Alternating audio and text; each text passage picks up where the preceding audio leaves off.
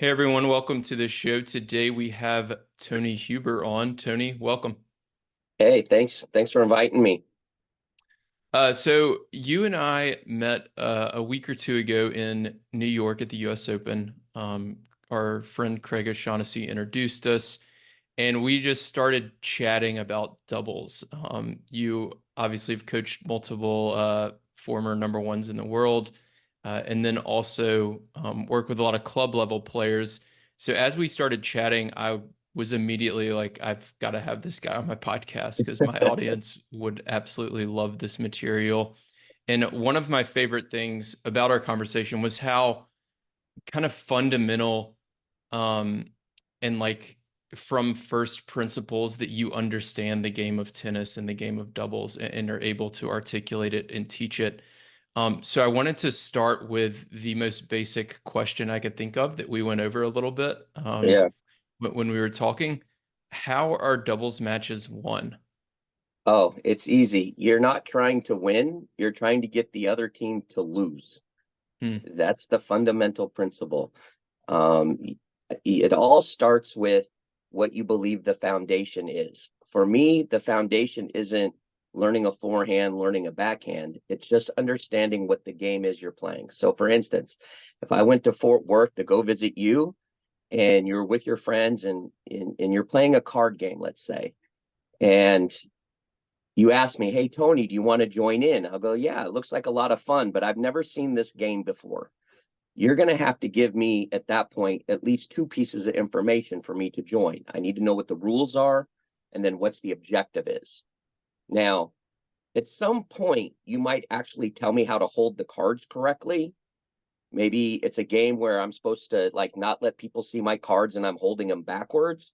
But that's not going to be the first thing you teach me. The first thing you're going to teach me is like, what's the order that everyone does? What are we trying to do? We're trying to collect a certain suit of cards or something like that. And now at least I can play at an entry level. And that's how I look at tennis because tennis is a game. So I need to look at, what is the game we're playing? So obviously the objective is you have to win the point. But the question is, well, how do points end? And points typically don't end in a winner. It ends with someone making a mistake. So instead of trying to now build my game and all my strokes and all my strategies about setting things up to hit a winning shot, it's more about, well, how can I get people to miss? Then that leads into the next question. Well, how do people miss? Well, you can miss in the net, you can miss long, you can miss wide. The question is are they all equal or does one happen more than the other? And I'll tell you, at least from the data I've collected, that the net is the most overwhelming error that people make. So not only would I tell the players I'm coaching, like, not only are we trying to get them to miss, we can't miss in the meantime before they do. So we got to make sure we get everything over the net, put the pressure on them, and then see what happens with their shot. Hmm. So that's kind of how I start with the base of the game is just understanding what our game is. It's a game of errors more than it's a game of winners. And then it starts to lead into some other things, such as like I just said, where is the error? It's in the net. When does this error occur in a rally? Does it happen after the 20th shot? No, we all know that most points will end winner or error within four hits of the point. But Hmm. most of the time, that's going to be an error instead of a winner. And most of the time, that error is going to be in the net. And so that's how I get everyone to understand the game. And then now, based on what they're good at, what they're weak at, we can now kind of exploit um, that ideology a little bit. But I really, the precursor for me is that tennis needs to be what I guess I would just call it's a game centered approach. Like you got to understand what the game is.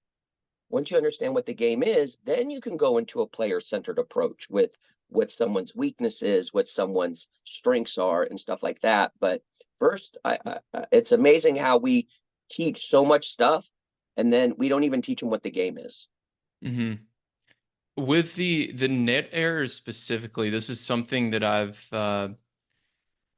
I guess my question to start, so is that data you've collected based on singles, doubles, or both? Because I would imagine net errors in doubles can be a little bit more. I guess, understandable if you're trying to keep the ball low or keep the ball at a net player's feet, for example. How do you think Hmm. about that, and what does the data tell us about that? Yeah, it's tricky because it also will depend on how the team plays. So, for Hmm. instance, I'm much older than you. So when I was your age and I was playing doubles, we were all taught both come in. And the number one reason why a coach would tell us to both come in is because they say, well, go look on TV what the best teams in the world do. And sure enough, you look back, there were two net rushers. Well, flip now. It, I mean, you went to the U.S. Open. Definitely on the women's side, you don't see that hardly at all. It's a lot of one up, Hmm. one back. It's a lot of two back, and then you might come across a team that's two up. And on the men's side, it is actually getting more where it's a one up, one back scenario where or a guy's ripping forehands. Hmm. So the premise that you're always trying to keep it low because there's net players, yeah, I'm sure that does play into it. But believe it or not, you just get into these cross court rallies. And then once again, the rally's got to end somehow. And it's still just going to end in an error. So what I find is that when it comes to at least on the recreational side, and I'm talking from 4 or 5 down, um, it it kind of trends just like singles does because there's Hmm. so much rallying from the baseline where there's not a lot of two up like instantly. So those Yeah. errors still occur really quick. Because think about it, if it's happening within 4 shots, that's the serve, the return, and now it's like two ground strokes. Points done somewhere. So there's Hmm. sometimes not even a chance for that volleyer to even uh, touch the ball, and the net Right. errors occurred. Now, that being said, I want the net player to help cause that error. Like I want them moving around, I want them faking, I want them going, I want them pinching the middle. That will then maybe cause some stress on the baseliner to hit it in the net. Hmm. Yeah, that makes a lot of sense. So I want to talk about the first four shots, but before I do, can you just share briefly your kind of tennis story with us? How did you get started in tennis, and then how did you end up coaching on the pro tour to where you are now? Yeah, did end up coaching on tour. It was a little bit accidental. When I was very young in '93, I was lucky enough to get a job at the Vandermeer Tennis University in Hilton Head Island, South Carolina. Now, back in those days, the only academy probably larger than them in the US was Nick Bollettieri. So those were the two big academies at the time. So that's kind of where I got my start. But I got my start in adult tennis there. Then moved into like junior performance, but more of the 14 and unders. And then, I kind of moved around to the different academies that Vandermeer had throughout the country, and then took on a full-time job at a normal tennis club in Houston, Texas, where I'd work with kids and adults. And it just coincidentally, my girlfriend at the time, who ended up being married to for over 20 years, happened to become the number one doubles player in the world. So Hmm. I worked with her for about 15 years. But in that 15 years, I got to work with a lot of other singles players, other doubles players. And it was probably just starting to travel with her first that, I kind of would meet some other players, get to help them out. And then the next thing you know, you're just out there and uh, 15, 20 years goes by. Yeah. And that's it. Now, she retired. We moved from Houston to New York to work for a nonprofit. COVID kind of hit. My department got cut. However, the gentleman that started that nonprofit also owns some commercial clubs. So here I am still in New York at Roosevelt Island Racket Club as the adult tennis director. Hmm. So you're working with mostly adult players now, just like Correct. USTA club level players? Yeah, I work everything from the 1.0s. We have a huge like beginner program that does a 1.0, 1.5, 2.0. Once you're in the 2.5, that you've now hit low intermediate for us. So then we do 2.5, 3.0 clinics, 3.0, 3.5, 3.5, 4.0, 4.0, 4.5. I have a couple USTA teams that I work with. But mainly my priority here is working with the adults, Hmm. which has been a treat because I've never really been known as the adult guy. I've always been known as either a performance player coach or the performance juniors. So it was really interesting jumping into this field, but looking at data, it's all the same anyway. It's the same principles, points end the same way. So in that aspect, that lets me know it's not so much about someone's level, it's just something inherent in the game itself. Hmm. Yeah, this is so that's something I run into a lot. I'll post a lesson on Instagram or YouTube, and it's a video of a pro point, and I'm talking about maybe how to pinch towards the middle instead of covering the alley when your partner's serving. And inevitably, with all of these videos, somebody eventually comments and says, well, that works at the pro level because their serves are so good. But at the club level, my partner has a weak second serve, so that down the line shot is so easy. How would you think about responding to somebody like that? Yeah, so in all of my classes, I have a camera and it Hmm. collects data. The one I use is baseline vision. And what we do is go, okay, maybe that might be true. Let's find out. And we'll go over, it usually takes maybe 4 or 5 lessons to kind of see what a pattern is. Hmm. Uh, so something as simple as, oh, that second serve will be taken down the line all the time. Well, the reality is that's not true. They may hit it hard, but they don't hit it hard down the line. They actually hit it hard cross court. Down the line returns is very rare. Even when you bring it up that it could be a good option, they don't do it all that often. I have like a rule on where I put the net player. I basically put them in the center of the box. And then I tell them, like, if they don't go up your line, take one more step to the inside of the court. Like, get Hmm. closer to find out how far you can go into the middle of the court before they go up your line. And when they do that, say, nice shot. And now you own them because now you can do like a little fake if you want, because now they're reacting to your court position. Hmm. So the reality is, just like I would with a doubles team, I would prefer them still for the returner to try to hit down the line versus the cross court, because at the end of the day, it's still a more low percentage shot. Yeah, So, and then we do a thing called rule of three, which is, okay, if that person has beaten you into the alley 3 times, go guard it. But sure. until the rule of three, we keep doing what we're supposed to do. Right. Yeah, and I feel like to add to that, it might even be like a rule of three without missing, right? Like Yeah, if I get beat like 3 times in a set, that might be a good thing because I might have also forced like 7 errors, yeah, and absolutely. they made 3 out of 10, Yeah, I always tell when you get beat down the line with that, I always say remind them to say really good shot, like compliment them, Yeah, because you want them to keep trying to do it. right. Yeah, that's a good point.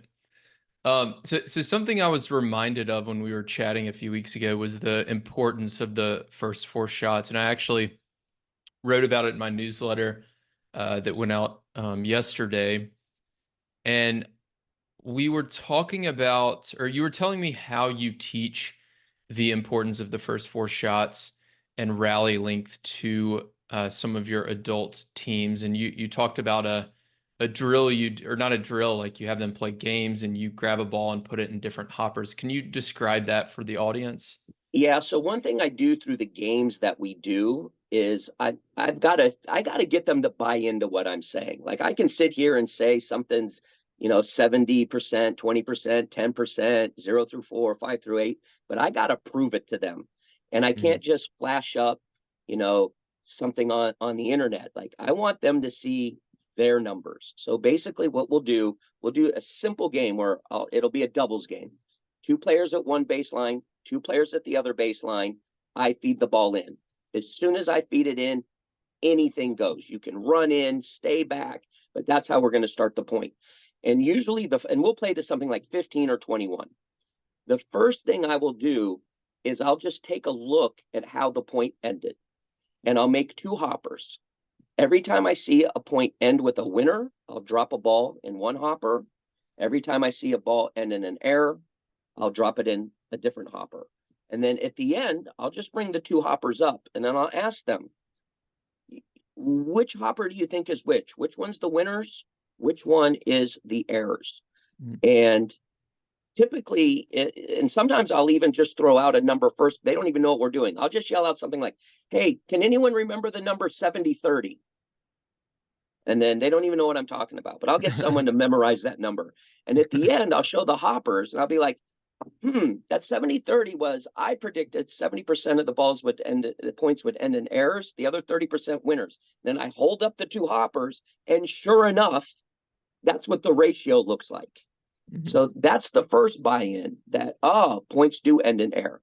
Then we'll switch it around. We'll do another round. Now I have three hoppers. And what I'm going to do is I'm going to put, when there is an error, I'm going to put it in a corresponding hopper.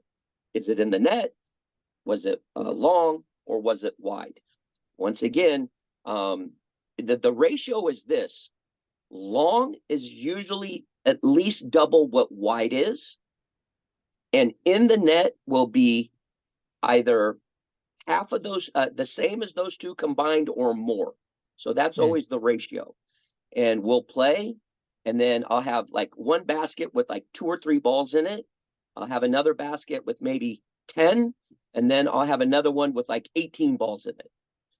And I'll be, okay, which one was wide? Now, everyone kind of gets that one because they'll recall, yeah, it didn't seem like much was wide. I go, yeah, that was the hopper where three points ended with a wide shot.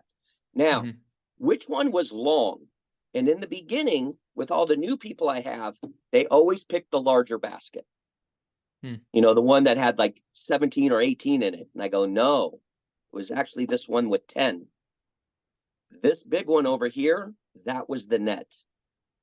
And then all of a sudden you see their eyes like light up, like, oh my goodness, it didn't even feel that way. And I go, yeah, that's the problem when you trust your feelings. You know, so still at the end of the day, it was in the net. And I go, but here's the deal, that's normal. And then I have like thousands and thousands and thousands of points of data for the different levels. And I go, look, it falls right in with what I've collected for 6 months. And they're like, oh, so I'm like, now the third round is this. Now I make the 0 through 4 hopper, 5 through 8, and 9 plus. And remember, this is not even without serving and returning. I just feed it in. So you would think right away points would get a little longer because there's no serving or returning involved. What's Craig's number? 70, 20, 10. Guess what those 3 hoppers look like? 70, 20, 10, like that. It's amazing. And then that right there, those 3 pieces of data. How does a point end? Where does it end? When does it end? That is my foundation for how to teach the game. And I just show them that this is their data. It's not something I pulled up. They're absolute. Now I get the buy-in. Yeah, that makes a ton of sense. So the last one was 3 hoppers. Just to clarify for people who aren't familiar with the rally length, so it's 0 to 4 shots is the first hopper. That's 70% of the points. 5 to 8 shots is the second hopper. That is 20% of the points, and then 10% is the long rallies that are 9 plus. Those are the ones you see on TV. Those are the highlight reels. Those are the points we remember. But it's not the reality of our sport. And that's also the point where one side is cheering, yeah, and the other side's like, oh, such a heartbreaker. And I'm like, we played a game to 21. The score was 21 to 19. You're panicking about the 2 balls in that bucket?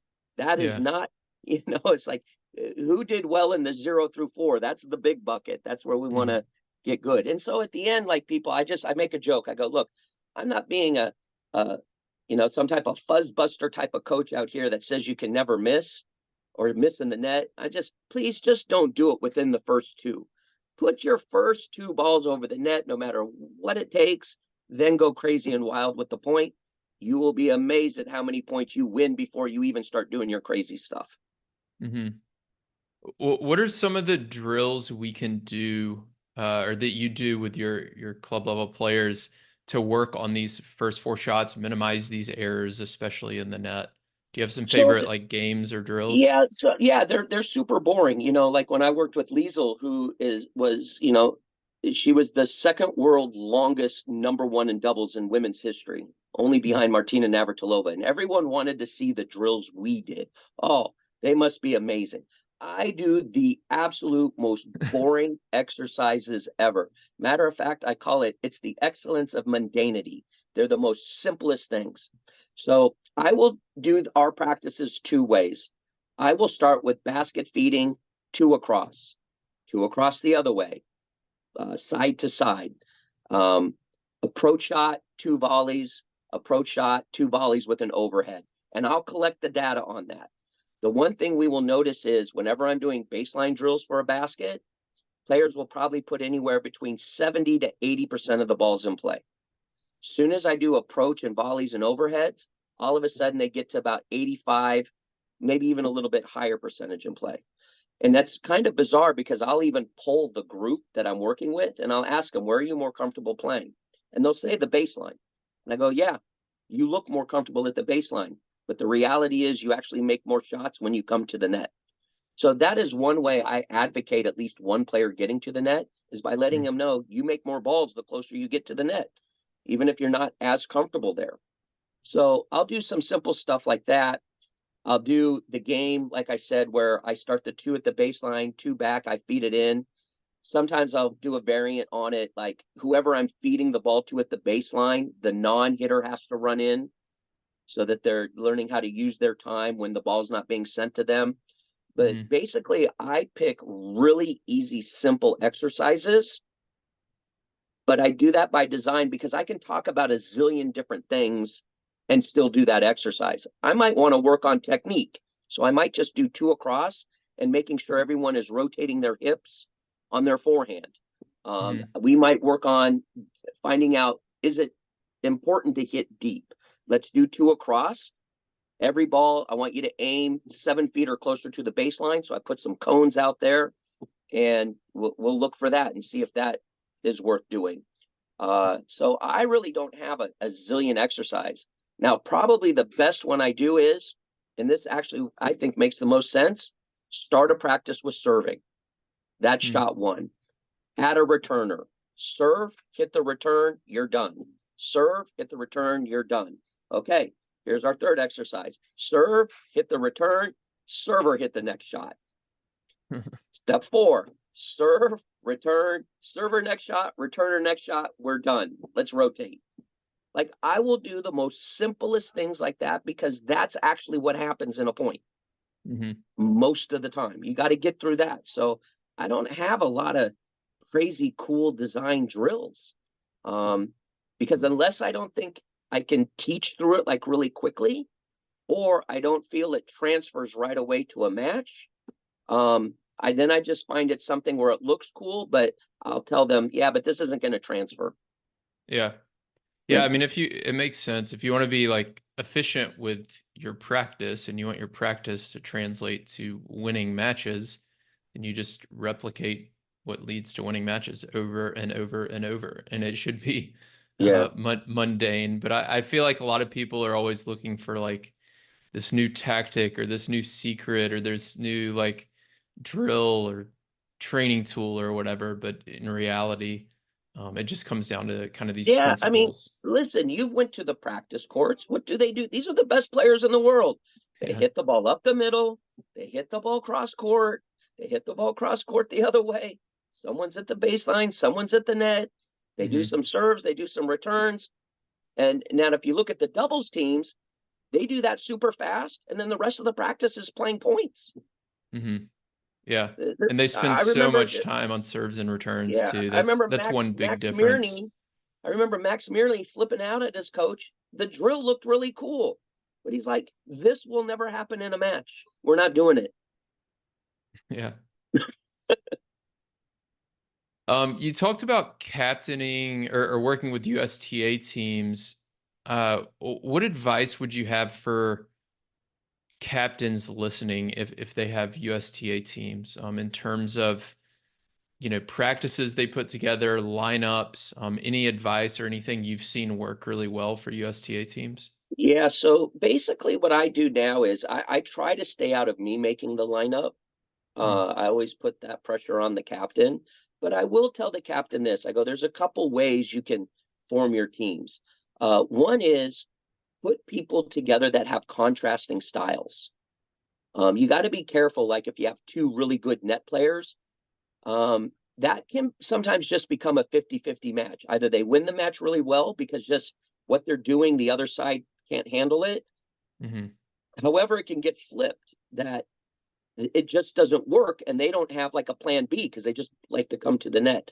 So Yeah. I always try to tell like our captains, like if you have someone who's maybe a little bit better at singles, better at the baseline, and someone else who's like maybe a little more crafty at the net, that's a good combo. A tall, short player is a good combo.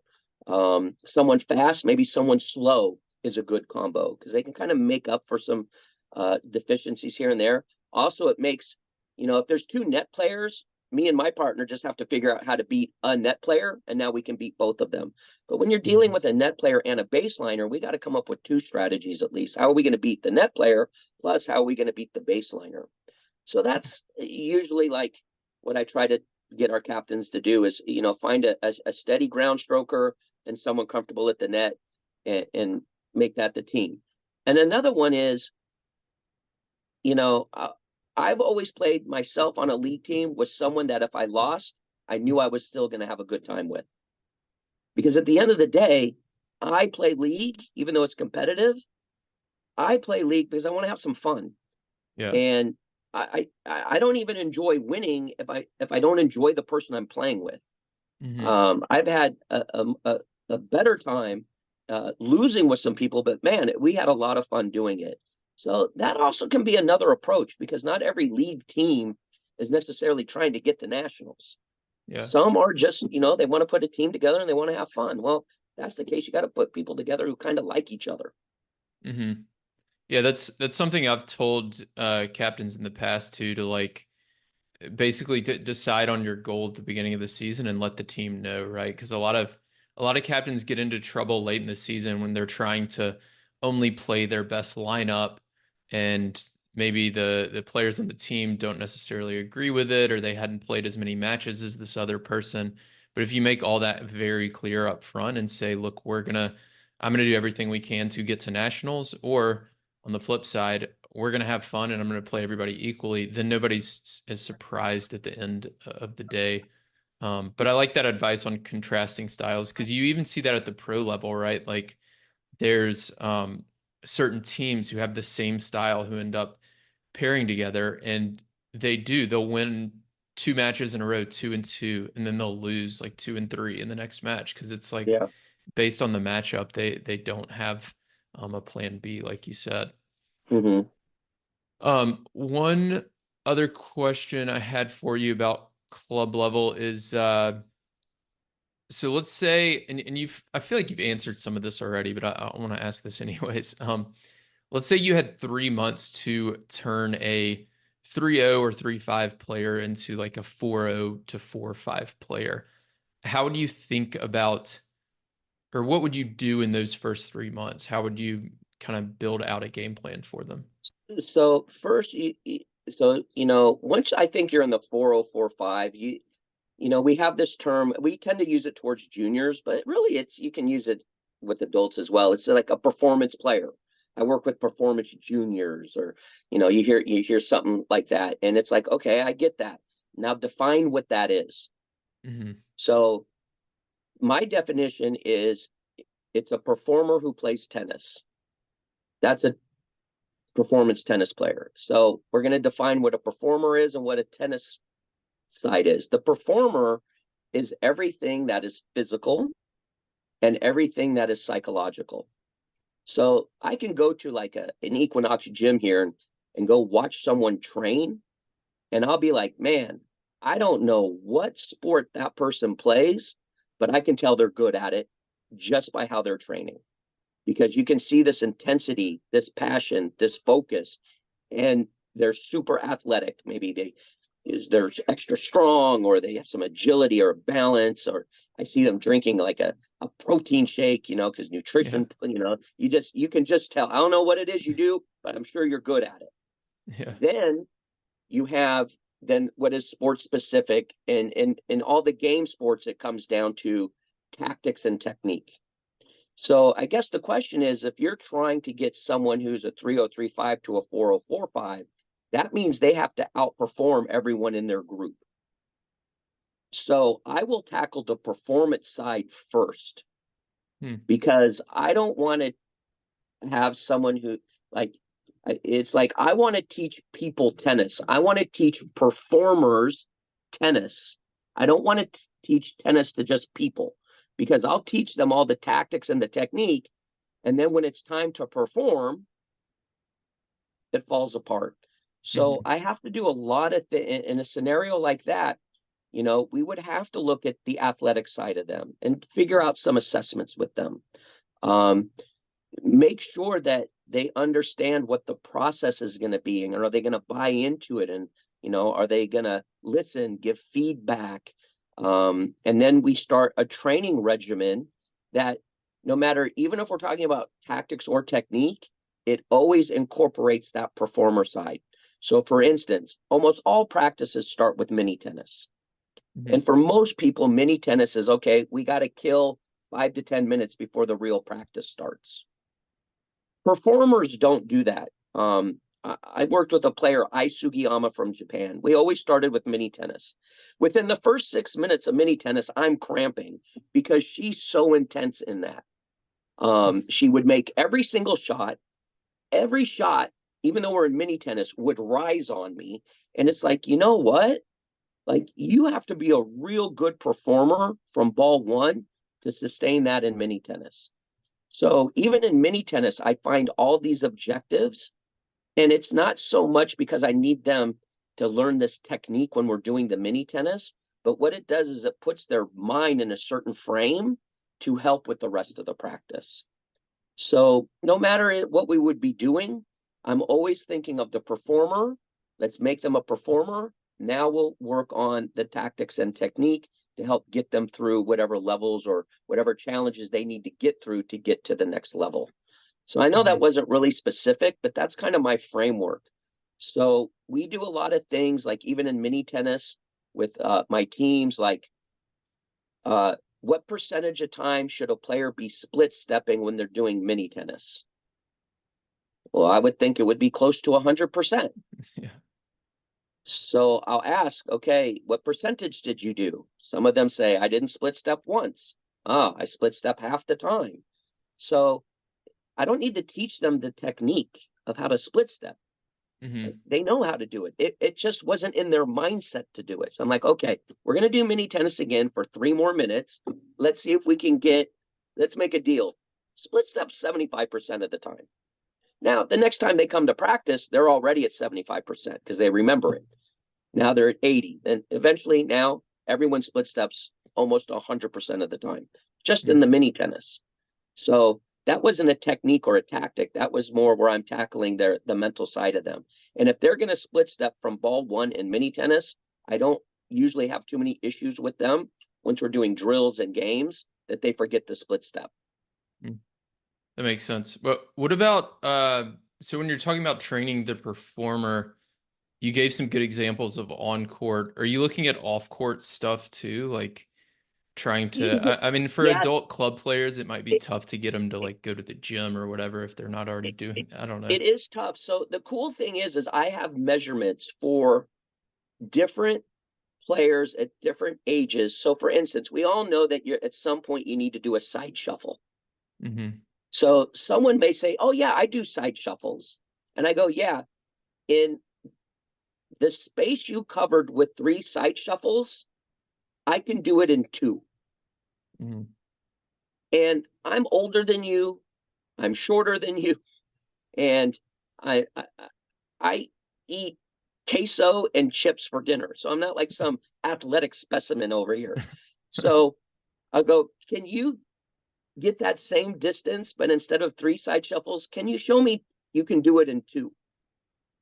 Now, sure enough, they do it in 2. Now, I didn't change their technique. All I did was change their mindset. They got a little bit more athletic with it, and they did it in 2. So it can be stuff as simple as that. So I don't need them to all of a sudden go hardcore in the gym, but I do need to let them know that at different levels, players do things at different speeds and different distances.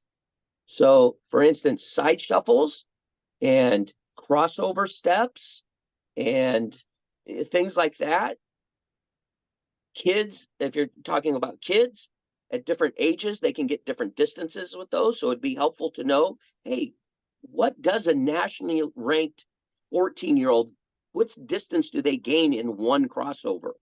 Hmm. And know that measurement. And so you can then compare what your kids are doing or the adult is doing and see if we can get that same type of distance or get close Yeah. to it. Yeah, that's really helpful. That makes sense. Um, what is the third string rule? And I don't know if I'm saying that right, but I remember us talking about it. Oh, string three theory. String three theory. That's what it is. Describe So, string three theory. so this is always a tip that I use in two ways. One is, and I don't even know why it works in this first one I'm telling you. And if you have someone who's kind of sometimes lost their rhythm or mishitting a lot, I will just feed them some balls. And if you're looking at your tennis racket and you have the main strings and the cross strings, I'll say, show me where the third cross string is from the top. One, two, three. I'm going to feed you a ball and I want you to try to hit it right on the third string. And all of a sudden, it tends to square up their racket head magically, and they start to hit the ball cleaner. I don't know. Maybe if I pick string five, it would still work. I just use three. But the main reason I use it is when it comes to hitting balls in different directions.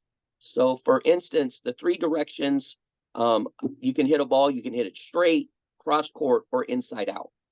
And it's the relationship between your hand and that third string from the top that dictates which direction that ball goes in.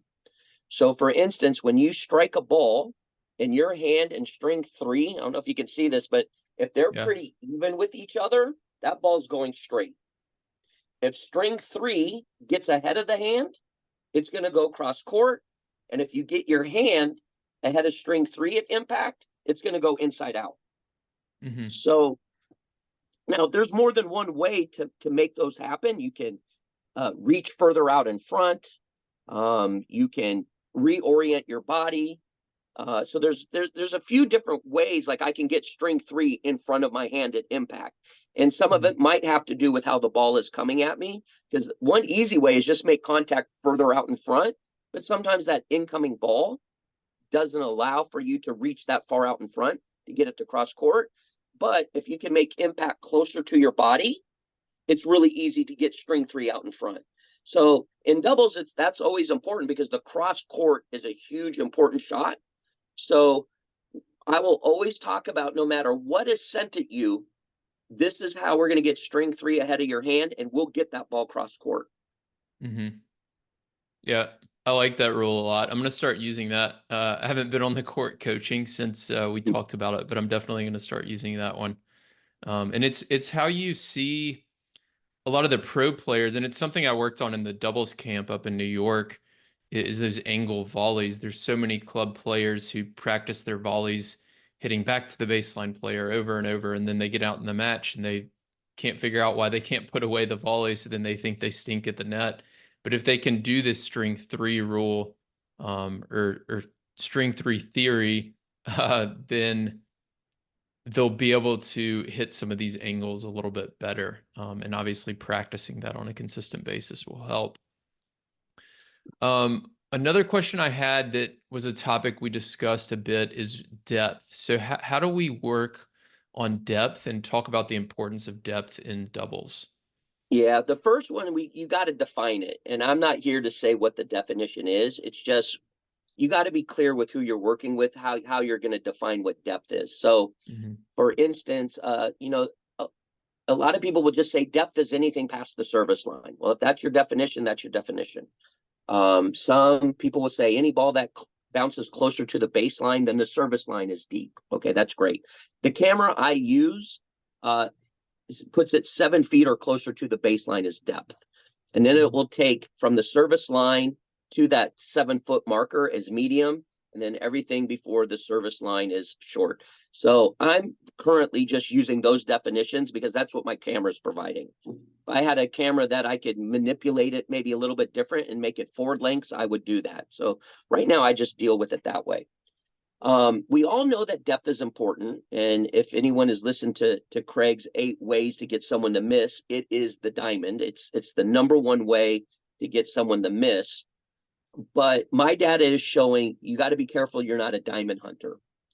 If we're really talking about the 0 through 4, that means we've got to get 4 shots miss on ball 5. 4 out of 5 is 80%. So in my practices, our goal at the end of the day, no matter what it is we're working, we want to leave knowing that our shots in play were between 80 and 85%. So we work with that number to start with. Now, I will do drills where I will set up a line of cones that are 7 feet from the baseline. I'll do all my drills that I normally do, and I'll ask the players 100% of the time, you need to try to get the ball into that deep zone, and let's see what you do. And sure enough, when a basket is done, they're at about anywhere between 12 to 17% of all the balls they hit landed there. And I go, okay, is that good? And then I look up pro players. I go, well, how often do they hit balls there? And it's about 15 to 20% of the time pro players get their ball within the last 7 feet. So I go, oh, that's awesome. You guys are just like the pros. You're putting the same percentage in. But here's our problem. You guys only put 73% of your balls in play. So in your hunt to find that, you totally lost your consistency. So then I started thinking, I called up one of my old friends, Louis Cap at Vandermeer. He's a rocket scientist. Guy's smart as a tack. He said, Tony, make the target medium and do the same exercise. So I made the medium zone target. We went through everything the same. And then I looked at the data and I go, wow, this is amazing. Guys, you kept your ball in 84% of the time. That's awesome. And here's the cool thing. You were still 15% of your balls deep because you missed the medium target. Wow. So what I do is say, look, I love it when your ball is deep. I love it. I just don't want you trying to do it. Just aim medium. Your skill will allow for you to mess up and still go too far with the shot. And you're still going to end up with the exact same numbers of balls in the deep zone, but your overall percentage in play is higher. That's an amazing story. And I wouldn't have known that without this camera, by the way. Yeah. Yeah, I need to get one of these cameras. What skill level was this that you did this with? I did this with the 3035, the 3540, and the 4045. It all Okay. comes out the same. It's Yeah. just at the speed at which it happens and the height over the net. So the depth, as we kind of go lower down the rating, they can still do it, but they got to go higher over the net. Okay. And then I as I see. kind of climb up, because I have a net clearance like average, and when I get to the higher levels, they're doing the same thing, but with just the ball going lower over the net. Because they can just generate more pace, I They guess. can, yeah, because the 3 defining things that make a ball go a distance would be the amount of spin, the amount of speed, and then the trajectory itself. Sure. So because they Okay. have a little bit more speed, they don't need as much of the arcing trajectory or the severity of it. Hmm. I'd be curious to see this drill done with pro players if they're also like if they have the same percentages aiming midcourt versus deep. Um, I would guess that they'd be better at the deep drill, but I don't know. I mean, maybe it would translate the Well, same. yeah, the hard part is like you can go back and you can chart a match and see what zones they landed in. The problem is you just Sure. don't know the intention. Right, exactly. That's the problem. So, but yeah, I'm sure you could do this in a practice. Say, okay, here's the zone. You two guys keep trying to hit into the zone, but Hmm. I'm also going to keep track of what's landing in the net, what's landing wide, what's landing long. And remember, still at the end, it it, it defeats the purpose of going into that deep zone if we're only going to be 70% of our balls in play. Hmm. That's why I said it is a diamond, but just be careful you're not a diamond hunter. There's other gems out there that you can use. When you were doing this drill, last question on this, were they hitting back and forth or were you feeding and then they were trying to hit to the depth? I've done it both ways. I've done it with Okay. feeding, and then this particular camera has a game on it. It's called like the deep zone game or something like that. And Hmm. you just feed it in and you rally with someone, and it gives you different points and for where your ball is landing depth wise, and then the game is over, and there'll be a winner and someone who loses. But then it will also tell you where your percentages were in those zones, Right. and and then what was in play, what wasn't in play, and it's very rare that I get anyone close to 20% of their shots that they've hit landing in that deep zone, even when that is the goal. Hmm. Yeah, I would guess the reason I asked that is because I would guess if you're like rallying with someone and you're both going for depth, that's going to be pretty hard and the errors are going to increase. But if you're feeding balls that consistently, say, land on the service line and they're going for depth, I would think that the player would be a little more accurate since they're hitting off a ball that lands a little bit It shorter. is that they're about 15% accurate. Okay. Yeah, that's where they are when I do the feeding. Um, Now, what I will say is if you do want to go deep, I will tell them hit the back end of the medium depth. Like Hmm. aim for it. Like there'll be the lines. I'll be like, aim for this line right here. Like that's right where you want to put it. So that Right. way, if you're a foot off, now you're in that zone easy. I just Sure. tell them don't aim for that zone. Yeah, don't aim for the middle of the zone because that's too And too and deep. then when you Yeah. come to the net, like you said, what does everyone want to do with their volleys? Hit Put it it back back to the to that player in baseline that player. zone. And what you were even explaining is no, hit the volley off the court. Well, that's going to be in the short and the medium zone. Hmm. Yeah. So I use that medium zone a lot, but I'll use the different depth in the medium zone. Um, like volleys, I want you going for the deepest area of the short zone or the shortest area of the medium zone. That's where I kind of want that volley to get knocked off the court. Hmm. The deepest area of the medium zone. The, Say the that the again. deepest area of the short zone Yeah. Okay. or the shortest area of the medium zone. Like, don't Yeah. put this thing deep. Right. Yeah. I think the exception I generally tell people is on like defensive volleys. Like if somebody ripped at you or if it's like below the height of the net and it's not a ball you can angle off, I'm okay usually with people going deep on that just to reset the point and force the opponent to come up with something good, right? But the balls that are above the height of the net, more neutral to offensive volleys, if you can practice angling those off, those are going to be the ones Then to you're finish. dealing with some very skilled people because Yeah. if I'm under the level of the net and you're asking me to hit the last 7 feet of the court, I Well, don't know how maybe often I I'm mean the performing that. back part of the medium zone. How about Okay. that? Yeah, that's what I mean because that Yeah. even if you then, that's still deep. We're talking you're still Sure. Yeah, yeah. 8 to 9 feet from the baseline. Yeah.